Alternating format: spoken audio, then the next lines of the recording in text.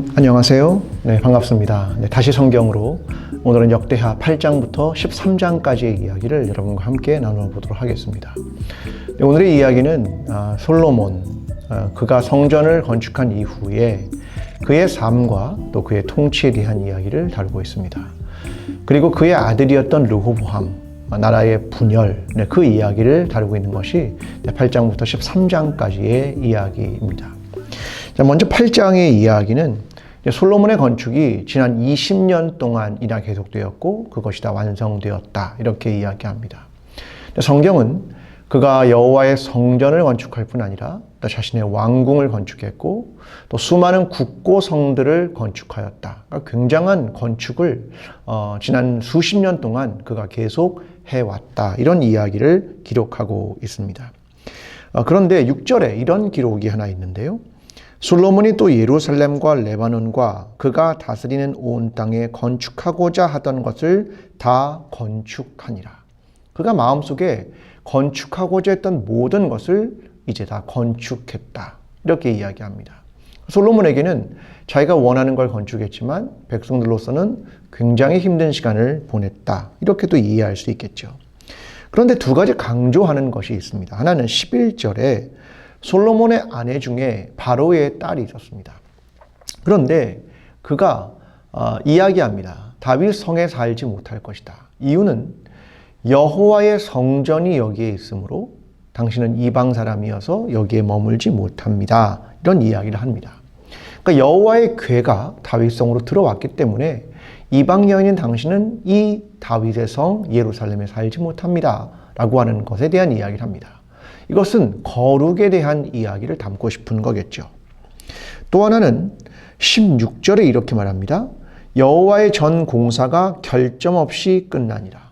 자, 무결점이다, 완벽했다, 이렇게 설명을 하고 있는 겁니다. 그러니까 이건 완벽한 것이고 또 하나는 거룩한 것이다, 이렇게 설명을 하고 있는 겁니다. 이렇게 공사가 마쳐졌다, 이걸 설명하고 싶은 거죠. 이를 통해서 이스라엘 백성이 포로로 잡혀갔다가 다시 돌아왔습니다. 그때 그들에게 중요한 것이 있다. 우리는 이러한 엄청난 건축들을 해냈고 그건 완벽했다. 그리고 하나님의 성전을 지으며 이건 거룩한 것이었다. 이것을 설명하는 겁니다. 또한 그들은 이 공사는 가나안 땅에 왔을 때 멸절하지 않았던 사람들을 노예로 삼고 또 이스라엘 사람들은 그들을 감독하며 이 일을 했다. 이를 통해서 자부심, 이것을 회복하기를 원했던 것이라고 생각합니다. 자, 이제 역대하 9장으로 가는데요. 스바 여왕이 솔로몬을 찾아옵니다. 그가 보고 싶은 것은 두 가지였죠. 하나는 솔로몬의 지혜이고 또 하나는 그의 건축이었습니다. 그는 솔로몬을 시험하고자 합니다. 그런데 이 두 가지를 보고 황홀했다, 이렇게 표현합니다. 내가 들은 소문은 모두 진실이었습니다, 이렇게 말하는 것이었습니다. 그러면서 그녀가 찬양을 합니다. 8절, 당신이 하나님 여호와를 송축할지로다. 하나님이 당신을 기뻐하시고 그 자리에 올리사 당신이 하나님 여호와를 위하여 왕이 되게 하셨도다. 자, 이건 뭐냐면 이방의 사람이 이스라엘에 와서 하나님을 찬송했습니다, 이걸 설명하는 겁니다. 마치 라합이 이방인이지만 하나님을 고백한 것처럼 아람 사람 나만 장군이 하나님을 찬양한 것처럼 하나님은 어떤 존재냐, 이걸 보여주기 위한 거죠. 유대인들의 신이냐? 아니, 온 세상의 하나님이야. 이방인들도 와서 그 하나님을 송축한다, 그것을 보여주고자 하는 것이었습니다. 그러면서 그 이후에 솔로몬의 재산 또 그의 지혜를 열거합니다. 그리고 22절에 이렇게 기록합니다. 솔로몬 왕의 재산과 지혜가 천하의 모든 왕들보다 큰지라. 솔로몬의 업적과 그의 지혜에 대한 평가를 내리고 있는 것입니다. 이렇게 하고 솔로몬은 그의 삶을 마치게 됩니다. 자, 역대하 10장으로 가면 이제 나라의 분열을 보여주는데요. 솔로몬의 아들인 르호보암이 왕이 됩니다. 자, 그때 솔로몬 때에 애굽으로 피신했던 여로보암이라는 사람이 있었습니다. 그가 다시 솔로몬이 죽자 다시 이스라엘로 돌아옵니다. 그러면서 무리들과 함께 르호보암 왕을 찾아갑니다.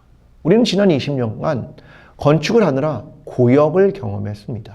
이제 우리로 하여금 이것에서 좀 놓아주십시오. 이것을 요청하게 됩니다. 그때 르호보암이 두 그룹과 상의를 하죠. 하나는 원로들입니다. 자, 그들은 이렇게 말합니다. 맞습니다. 이제 이 백성을 후대하십시오. 그들에게 이제 좀 쉼을 허락해 주십시오. 이렇게 이야기합니다. 또 한 그룹은 젊은 신하들이었죠. 그들은 이렇게 말합니다. 더욱 무겁게 해야 합니다. 근데 르호보암이 누구 말을 듣냐면 젊은 신하들의 말을 듣게 되고 그 결정을 내리게 됩니다. 그랬더니 3일 후에 다시 오라고 해서 이들이 왔습니다. 그때 그들이 이 이야기를 듣고 이렇게 말합니다. 우리가 다윗과 무슨 관계가 있느냐? 우리는 다윗과 관계가 없다. 그러면서 결별을 선언하게 되죠. 결국 르호보암이 이후에 역군 하나를 보내는데 그를 죽여버립니다. 이렇게 나라는 결국 둘로 분열하게 됩니다. 솔로몬의 오랜 건축, 백성들의 노역, 이것이 그동안 겹겹이 쌓여서 만든 결과일 수도 있겠습니다. 자, 이제 역대하 11장으로 가면 이제 역대기는 이 상황에서 북이스라엘의 역사를 삭제해버립니다. 그러니까 남유다의 역사만을 남기게 됩니다. 자, 먼저 그 중에 첫 번째가 르호보암인데요. 그가 북이스라엘을 치려고 합니다. 자, 이제 나라가 분열됐으니까 저 나라를 다시 우리 쪽으로 가지고 와야 되니까 전쟁을 한다 이렇게 생각을 한 거죠. 근데 그때 하나님의 사람 스마야가 이야기를 합니다. 너희는 올라가지 말라. 너희 형제와 싸우지 말고 각기 집으로 돌아가라. 이 일이 내게로 말미암아 난 것이라 하셨다. 하나님은 너희가 너희의 형제와 싸우지 말아라. 너희의 형제와 싸우는 것은 옳지 않다. 다 집으로 돌아가라. 이건 나로부터 말미암은 거야. 이렇게 하나님께서 말씀을 들려주십니다. 그들은 그래서 형제와 싸움을 하지 않게 되었다. 이렇게 설명하고 있습니다. 이제 르호보암은 남유다를 지키기 위해서 여러 성읍들을 건축하게 됩니다. 그리고 유다와 베냐민 이 두 지파만이 남유다에 속하게 되었다라는 겁니다. 문제는 북이스라엘의 여로보암이 금송아지로 우상을 만들기 시작했습니다. 그래서 더 이상 거기에서 하나님을 섬길 수 없었던 제사장들과 레위인들이 남유다로 전부 다 넘어오게 됩니다. 제사장 직분을 해임시켰기 때문이죠. 여로보암은 산당을 만들고 숫 염소와 송아지 우상을 섬기게 했다. 이렇게 기록합니다. 결국 북이스라엘은 여로보암으로부터 시작한 우상을 숭배하게 되고 하나님을 버립니다. 그래서 정통성이 어디에 있냐? 남유다에 있다. 이것을 보여주고자 하는 겁니다. 그러면서 중요한 것은 올바르게 하나님을 믿고 있습니까? 올바른 하나님에 대한 신앙을 가지고 있습니까? 이것을 질문하고 있는 것입니다.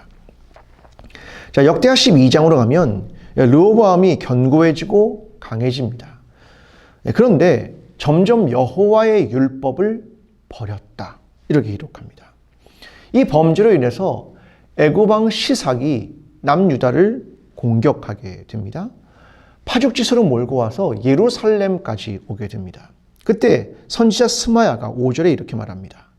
너희가 나를 버렸으므로 나도 너희를 버려 시삭의 손에 넘겼노라. 내가 나를 버렸기 때문에 나도 너를 버린다. 하나님의 율법을 지키지 않았기 때문이다. 이렇게 설명합니다. 르호보암 6절에 이렇게 말합니다. 이에 이스라엘 방백들과 왕이 스스로 겸비하여 이르되 여호와는 의로우시다. 하나님은 의로우십니다. 우리가 하나님을 버렸기 때문에 하나님이 이런 고난을 우리에게 주시는 것 아닙니까? 그러므로 하나님은 참 의로우신 분입니다. 그러면서 그들이 겸비함을 시작합니다. 스스로 겸손하게 자기를 낮춥니다. 그래서 7절에 이렇게 기록합니다. 그들이 스스로 겸비하였으니 내가 멸하지 아니하고 저희를 조금 구원하여. 구원인데 조금 구원하여. 결국 시삭이 그곳에 와서 여호와의 성전과 왕궁에 있는 보물들을 다 가져갑니다. 심지어 솔로몬 때 만들었던 금 방패들이 굉장히 많았는데 다 가져갑니다. 그래서 성경은 조금 구원하여 이렇게 말합니다. 결국 르호보암은 금방패를 뺏긴 것을 숨기고 싶었죠.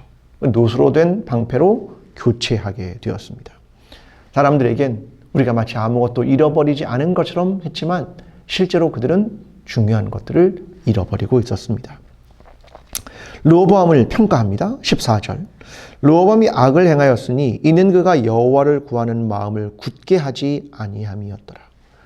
그가 여호와를 구하는 마음을 굳게 하지 않았다. 그렇게 설명합니다.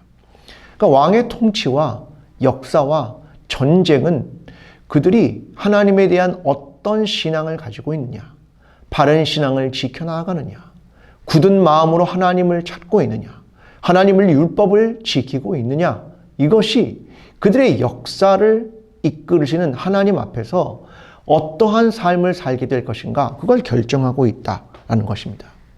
왕이라도 예외는 없다. 오늘 우리에게 질문하죠. 바른 신앙을 가지고 있습니까? 하나님에 대한 굳은 마음을 지키고 있습니까? 율법을 지키고 있습니까? 그걸 우리에게 되묻고 있는 것입니다.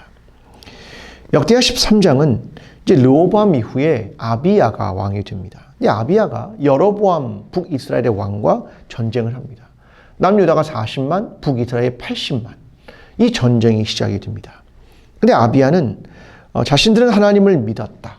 그리고 다윗의 소금 언약이 우리에게 있어서 다윗의 왕조를 지키신다는 하나님의 언약이 우리에게 있고, 너희는 하나님을 섬기지 아니하고 우상을 섬기고 금송아지를 섬기고 수점소를 섬겼다. 우리는 하나님을 섬기고 있다. 너희는 가짜 제사장을 섬겼다. 그 제사장들은 돈을 받고 제사장이 되었다. 이런 이야기를 열거합니다. 자, 이제 이런 상황에서 여로보암이 숫자가 많기 때문에 또 여러 가지 전략을 통해서 복병을 둡니다.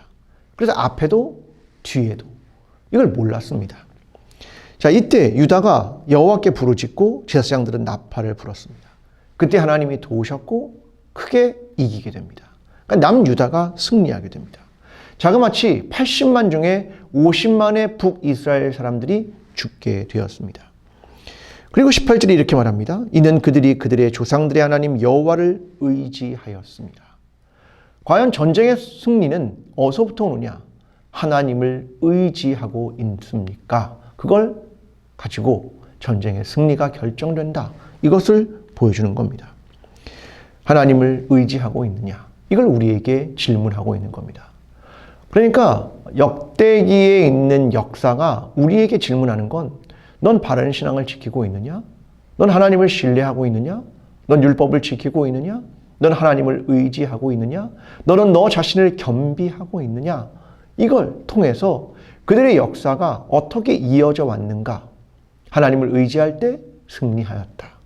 이것을 분명하게 보여주고 있는 것입니다. 역대기는 포로에서 돌아온 사람들, 그들에게 하나님의 말씀을 가르치기 위한 것이고 역사를 가르치기 위한 것이었습니다. 그들이 끌려간 것은 우리가 하나님을 버렸기 때문입니다. 다시 돌아온 것은 하나님께서 기회를 주시는 겁니다. 이제 우리의 신앙은 다시 하나님을 의지하며 하나님 앞에 겸비하며 하나님의 율법을 지키며 다시 하나님의 성전으로 돌아가야 하는 것입니다. 이것을 가르쳐주기 위함이었습니다. 오늘도 우리의 삶을, 우리의 신앙을 돌이키면서 하나님께서 우리에게 원하시는 신앙이 무엇인지, 바른 신앙, 하나님을 의지하는 신앙, 율법을 지키는 신앙, 하나님의 말씀 가운데로 서게 되는 신앙으로 나아가게 되는 저와 여러분의 한 주간이 되기를 간절히 기도합니다. 이번 한 주간도 하나님을 의지하는 한 주간이 되시길 바랍니다. 감사합니다.